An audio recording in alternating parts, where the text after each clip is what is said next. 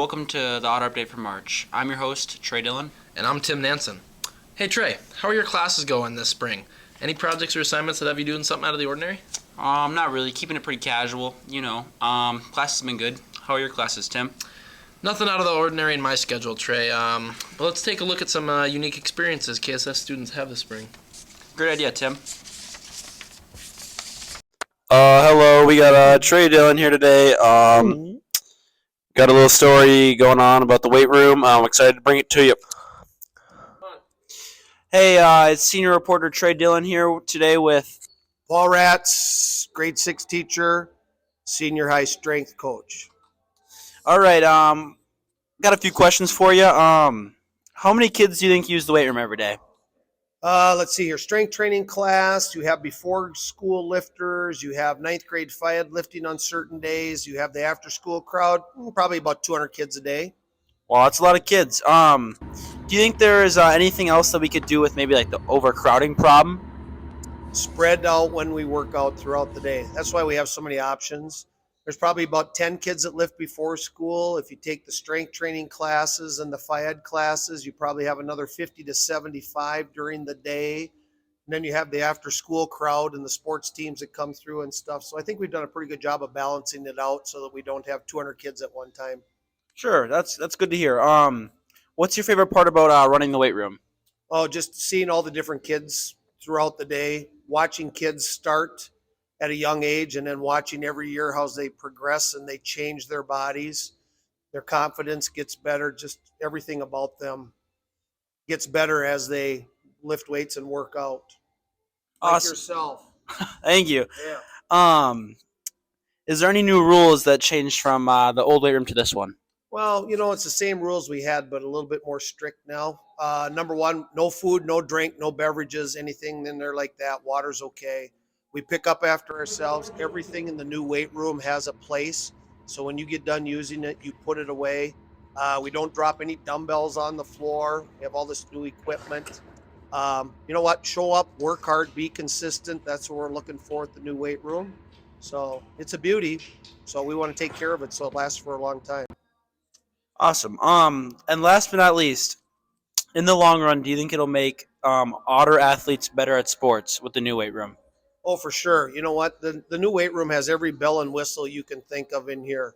You got bands, you got cords, you got kettlebells, you have a turf strip, you have everything in a weight room that you need to become a better athlete. It really boils down to one thing: consistency. If we can get our athletes and student body to work out every week, year round, you know what, we'll be great in sports. But it's the same old thing. If you don't ever show up and you don't work, you can't expect to get any better. So consistency is really the key to strength training and improving our athletic teams. All right, awesome. Thanks for your time. No problem. Junior reporter Logan Bradenberg here, and today I'm going to talk with the drivers of the Otterbots, Lance Johnson and Trey Smith, about how their season went. Junior reporter Logan Bradenberg here with the Otterbots. Lance Johnson. Trey Smith. All right, I heard you guys had a pretty successful season this year. What does your robot do this year for your competition? Well, the game this year includes picking up foam rings and shooting them into slots and throwing them up into slots on the walls. That's what our robot does. So when practicing for this, how does that work? Are you building the robot? Are you running the robot? Are you doing them all in some combination? Yeah, there's a bunch of different stages in this season. It's about a 2-month-long season, so we'll have a bunch of design days right away, and then we'll start building the frame and all the mechanical aspects. Then we'll have a couple of weeks where we wire it, and then towards the end of the season, it'll be all practice driving it around. All right. So I heard you guys' competition you had up in Grand Forks went pretty well. Trey, do you want to tell us about that? We were first place through qualifying, and then when you did the playoffs, we got third in that. So who's your guys' coach or mentor in this? Bill Swanson is the head mentor. All right. So are you guys heading off to anything else, or is your season over? We qualified for the state tournament. How does that work? It is the top 36 teams in the state of Minnesota. In May, we'll have a competition down at the University of Minnesota. Thank you. Junior reporter Logan Brainberg signing off with the Otterbots. Junior reporter Byron Bray here to talk to Mrs. Sands, Miss Pash, and Elena Bailey about the music trip. If someone were to sign up for a music class, what would they have to do to go on this trip? Like, what would be the steps to go on this trip? So in order to go on the music trip, you have to be enrolled in one of our ensembles, band, choir, orchestra. And we require students to be in music kind of all the way through in order to be eligible to go on the trip.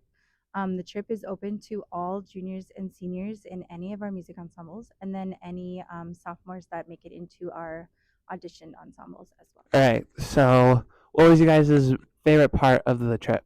Ooh. So we went to Nashville and Memphis just like a couple of weeks ago. One of my favorite parts of the trip, I have two favorite parts.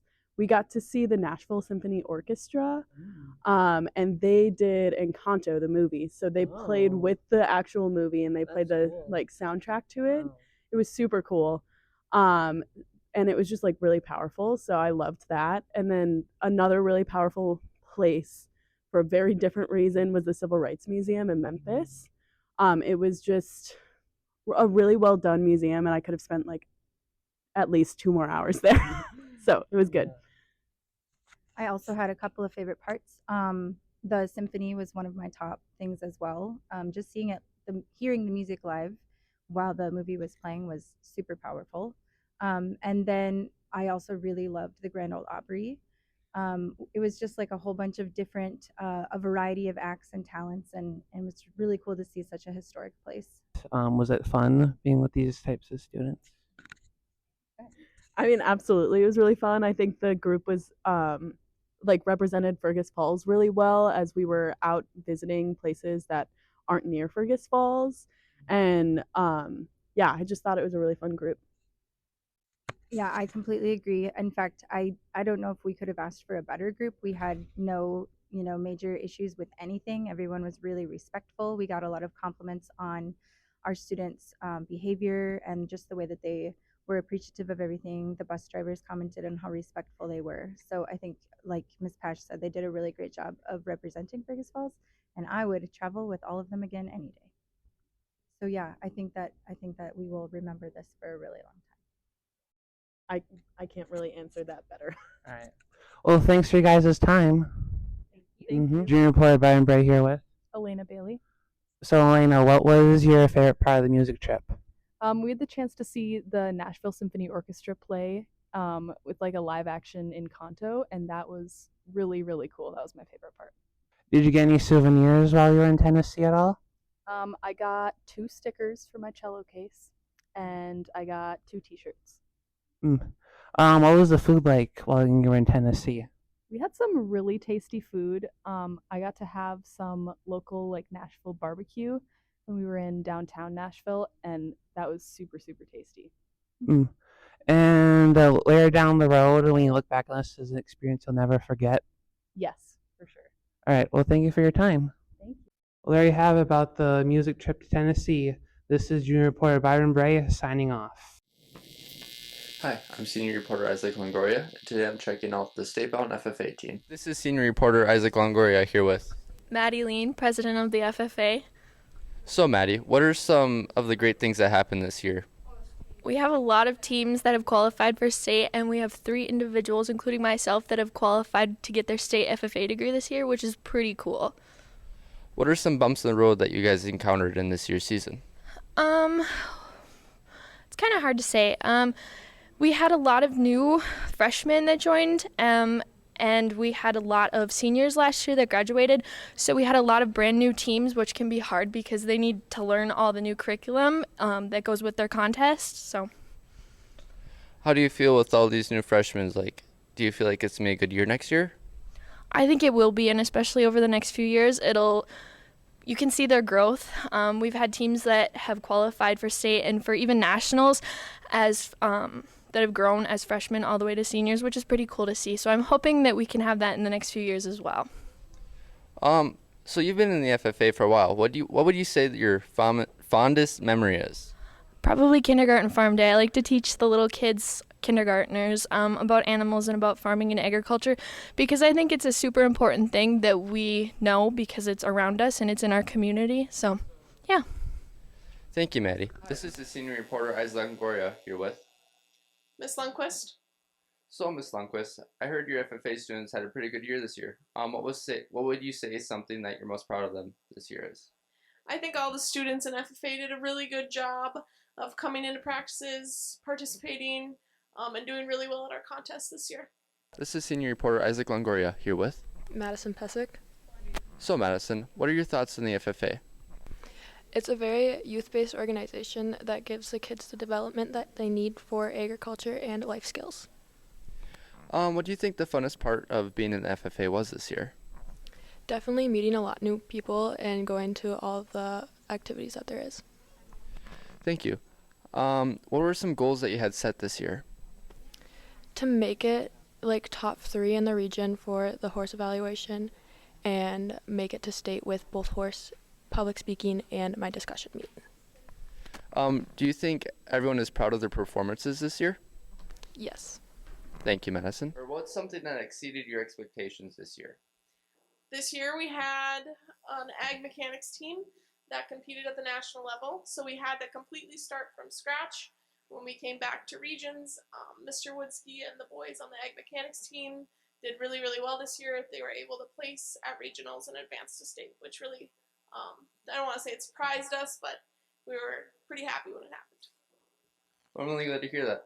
Well, you guys heard it. Make sure to check out the FFA team and if you're interested in joining, and that's all I have. Trey, being open to new experiences can be tough. In fact, I still can't get over my fear of riding bicycles. What the Sigma? But if you stay curious, you'll at least give yourself a chance to have fun. In that spirit, our next batch of stories shows both students and teachers trying to keep things fresh. Senior reporter Dylan Christensen here at Cleveland Elementary School. I'm going to be talking to Mrs. Christensen about her class's recent collaboration with the 3rd grade here. All right, so thanks for coming to talk today, Miss C. Now, for context, first, what does children lit actually cover generally? Sure. So children's literature is a college class that we offer, and we really look at kind of the history of children's literature and all the different ways that it can be analyzed. And we go through the different genres like young adult literature, picture books, fantasy and adventure, stuff like that. Now, how exactly does your collaboration with the 3rd grade over at Cleveland work? What are the specifics of that? So we started that last year, and I have 2 different children's literature hours, and so both hours have a different class of 3rd graders that they go visit, and everybody has their own reading buddy. So we'll visit them on every Wednesday, so it'll be about 10 times that they'll get to see each other, and they take turns picking books that they want to read, and then they also take turns reading and also just getting to know each other. Do you think your class has been enhanced, or what do you think you've gained from this collaboration that you've been doing? Sure. Yeah, I think it's really a win-win between our class and theirs because they get kind of one-on-one reading assistance and see, what it's like to be a high schooler and also see like other older kids reading. And then we get to kind of take our classroom theory into practice. So instead of just talking about fairy tales, we actually get to go read fairy tales with the kids. And so it's really helpful to get that real life experience instead of just talking about it. Do you plan in future school years to expand this idea to maybe talk to different grades or visit more often or anything like that? I'm hoping that next year we can still have the Reading Buddies program, but I don't know what grade it will be because with the different grades moving to different schools, we won't be able to just walk over to 3rd graders anymore because they'll be at McKinley and Adams. And so we'll either have to take a bus or we'll have to change the grade that we work with. But yes, I hope that we can continue it. All right, I think that's about it. Thanks for talking. Thank you. Pretty interesting. But before we go, let's see what one of our students has to say about the collaboration. I'm here with Elise Adams.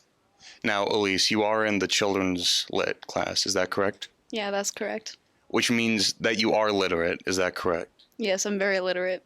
That's awesome. Now, do you think, in your experience of going to read to the third graders, that your ability to sort of understand the material and get what you're talking about has improved with that class? Yeah, so in the class we talk about like how children read and the process of like how they understand things, and like doing it with actual children you could understand like different types of genres they like, or like you learn more about them in their households. Like one kid, she has like a lot of older siblings, so she obviously reads like bigger books and stuff like that. So, all things considered, would you recommend this class to other people? Yeah, it's pretty easy. You just read books to kids and take notes. Nice. All right, thank you for talking.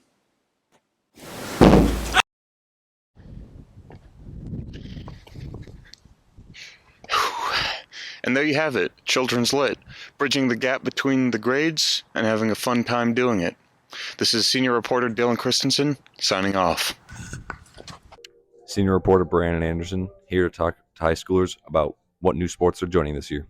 Here with Adrian Blondeau, future Otters tennis star. This is his first year. So Adrian, what made you want to join tennis now? My good friend, Jose Maximilian Rodriguez, convinced me to join. All right, and did he not convince you enough before? So why didn't you join before? No, he only really started harassing me about it this year, and yeah, last year I wasn't really looking for tennis. All right. And how do you think the season will go? Do you think you're going to be the future GOAT of Otter tennis? Or? Future GOAT, yeah, top of the National League. They go hand in hand. That is my plan. All right. Thank you, Adrian. Thank you. Brandon Anderson, here with Nadia Carlson. So, Nadia, I heard that this year was your first year in speech. Is that correct? Yes. And what made you want to join speech? Well, I wanted to join because it felt like a good experience to have, and a lot of my friends were persuading me to do it, and it involves a lot of public speaking, and I thought to myself that I really want to get better at that. It's just a good skill to build up throughout your life. And so why was this your first year? Why didn't you join it before? Well, to be honest, I was a little afraid of what people would think of me, and also public speaking, it's a scary thing.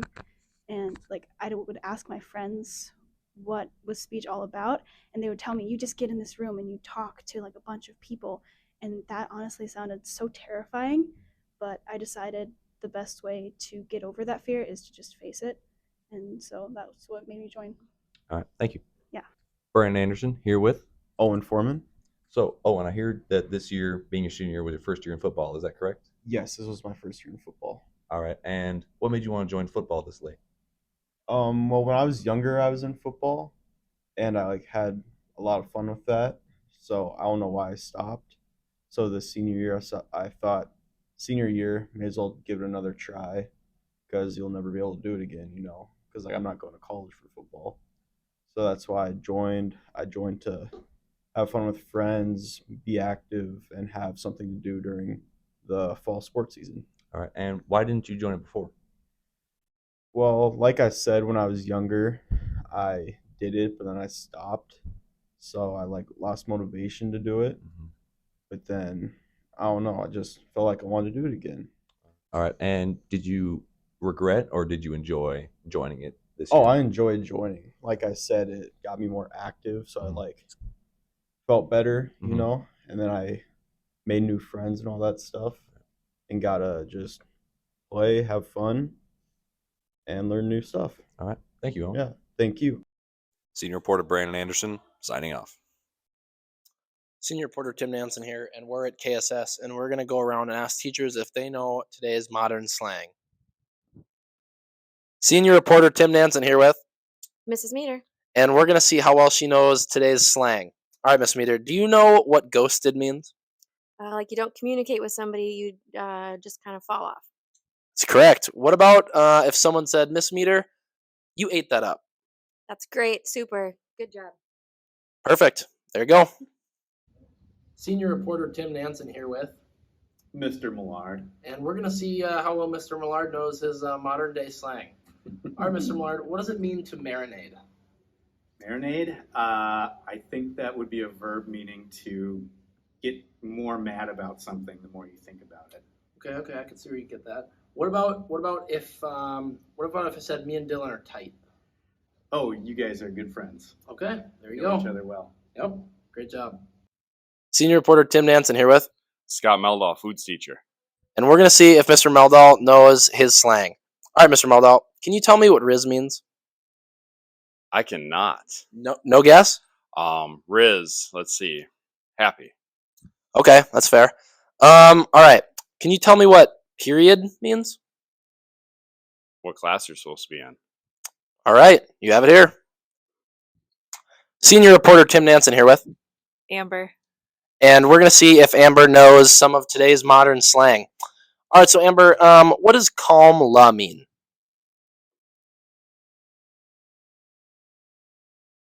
Perfect answer. All right, one more. Amber, do you know what bussin' means? Is that what happens in the parking lot after school? That'd be correct. Bussin'. Thank you.